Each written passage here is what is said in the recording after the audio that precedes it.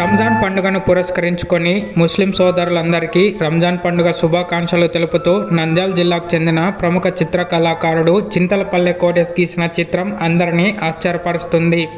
రంజాన్ పండుగ ప్రతీకగా బియ్యపు గింజపై మైక్రోబ్రెస్ ద్వారా ఒక ముస్లిం సోదరుడు అల్లాహకు ప్రార్థిస్తున్నట్లుగా బియ్యపు గింజపై ఈ చిత్రాన్ని గీసి అందరినీ ఆశ్చర్యపరుస్తున్నాడు.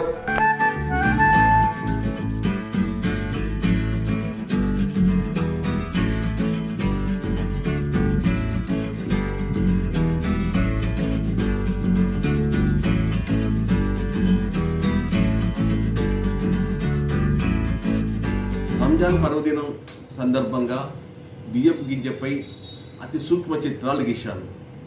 ఈ బియ్యపు గింజలో ఒక ముస్లిం వ్యక్తి అల్లాహకు ప్రార్థన చేస్తున్నట్లు నెలవంక నక్షత్రం ఉన్నట్లు వేశాను. రంజాన్ మాసం చాలా పవిత్ర మాసం.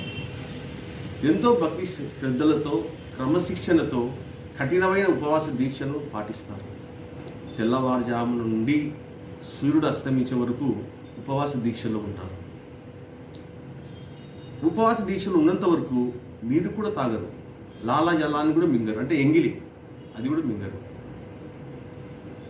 ఉపవాసం ఉన్నవారు 5 సార్లు నమాజ్ చేస్తారు.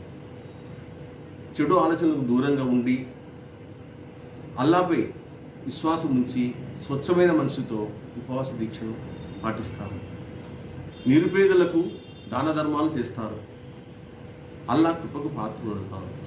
అందుకే ముస్లిం సోదర సోదరిమణులకు రంజాన్ పర్వదిన సందర్భంగా ఈ చిత్రం వేశాను.